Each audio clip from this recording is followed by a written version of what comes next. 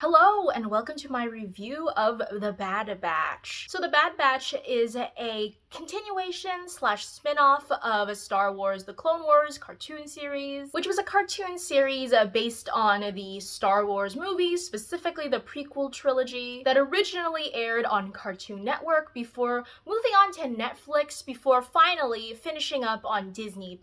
And I mentioned the history of how The Clone Wars was aired because unlike some other shows that really use the bingeable nature of streaming media to their advantage, The Bad Batch, like the Clone Wars before it, for the most part, very much sticks to the sort of serialized format associated the most with airing on live television. So what I mean by a more traditional format is every single episode of The Bad Batch has a very distinct beginning, middle, and end. And with the exception of the overall narrative, smaller plot lines never mingle or really bleed across multiple episodes. And there are also what we would call filler episodes, episodes that for the most part deviate away from the main plot to focus on a specific either new set of characters or a distinct location that will not have any bearing on the conclusion of the season. Especially since it's Star Wars, I'm not gonna tell you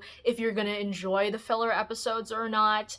Everybody kind of has their favorite thing with Star Wars, and everybody kind of likes different aspects of it. If you like bounty hunters, you're gonna like the bounty hunter episodes. If you like clone-centric stories, you're gonna like the clone-centric episodes. Unfortunately, in general, for Star Wars content, this is not a great time to be a fan of kind of the main Jedi versus Sith conflict, unless you're like me and are willing to replay every single storyline from SWTOR over the course of the pandemic for like the 5th time. I feel like this first season of The Bad Batch takes a lot of cues from The Mandalorian, actually, in keeping the Jedi Sith stuff to kind of a bare minimum. I know a really common complaint of this first season of The Bad Batch is that the overall plot is too simple, that there are too many filler episodes, and that the overall runtime of the show should have been more focused on plot. And while I think that's a valid criticism to have, I very firmly think that the first season of The Bad Batch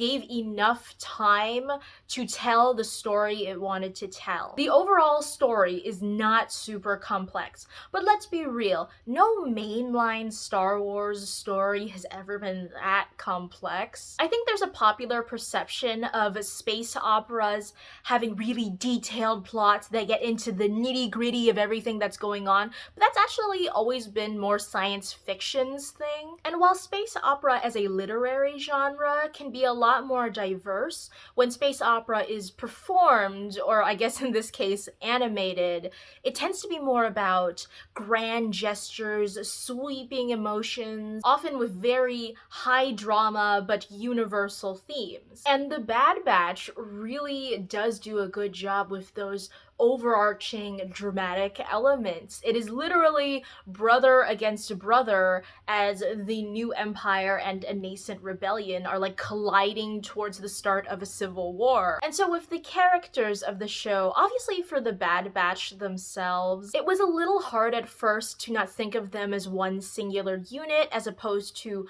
all individual clones. And I do think this is a place where the show could have explored a little more, maybe give even like half of the Bad Batch like their own dedicated episode to get a more nuanced sense of their character. Because especially in group scenes where the entire team is working together, I think the show sometimes falls back a little too often onto each clone's kind of designated stereotype. To be fair though, as the original Clone Wars series went on, the individual clones were able to have more nuanced personalities, but especially at the beginning of the Clone Wars, it was very easy for all of the clone characters to kind of blur together. You even see this physically, as at the beginning of the Clone Wars cartoon, all of the clones, with the exception of their armor, all end up looking exactly the same, whereas the longer the show went on, the show added more physical differentiations between the clones, as the show had more time for their personalities to develop as well.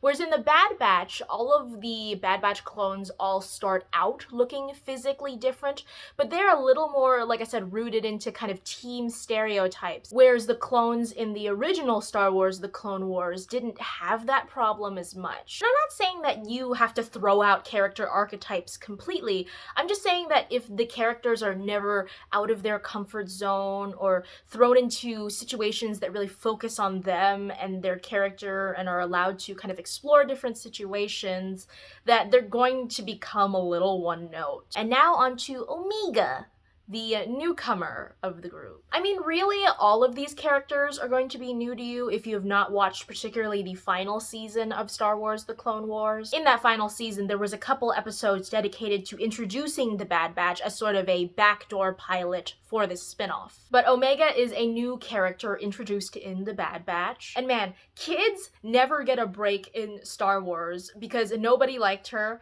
And I'll be honest, I initially didn't like her either. For the first couple of episodes, she definitely comes off as like the annoying kid character. And honestly, I can't quite pinpoint the exact moment where I realized I didn't dislike Omega, but definitely by the time she gets that crossbow, I have stopped disliking her and gone fully to like liking her and rooting for her. And I do like that flip in the final episode where it's revealed that she does have a reason for being kind of like drawn to the Bad Batch group, and that she is actually older than all of the Bad Batch characters physically.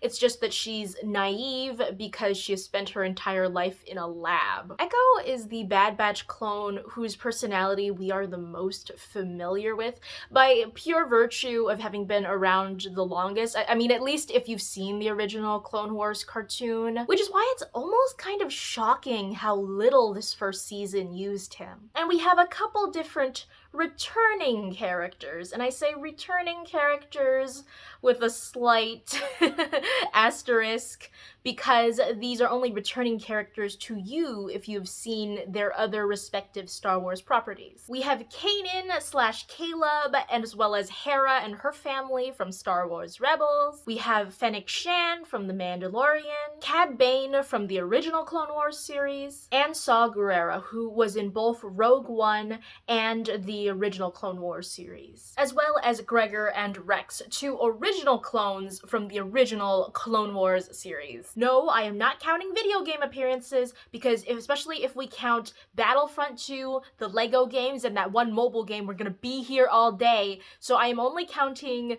visual passive media representations. I think the showrunners struck a really good balance with pulling different characters from different parts of Star Wars media. Like, you've got Fennec Shan for people who are kind of just jumping onto Star Wars from The Mandalorian. You got Cad Bane, who's a classic like Clone Wars villain. You got Kanan and Hera from Rebels, which it's still hard for me to process now that Rebels is a show that people like. Like, I remember when Rebels was coming out, I always liked it because I was kind of right in the proper age group that Rebels was going for, but I remember a lot of the online discourse at the time being like, we don't want a show for kids, we want something more violent and darker with more plot, and wow, this is sounding really familiar. And honestly, I was expecting the show's cameos to mainly just stick to kind of the Clone Wars era, but I think taking another cue from The Mandalorian, the Bad Batch is very much trying to be its own thing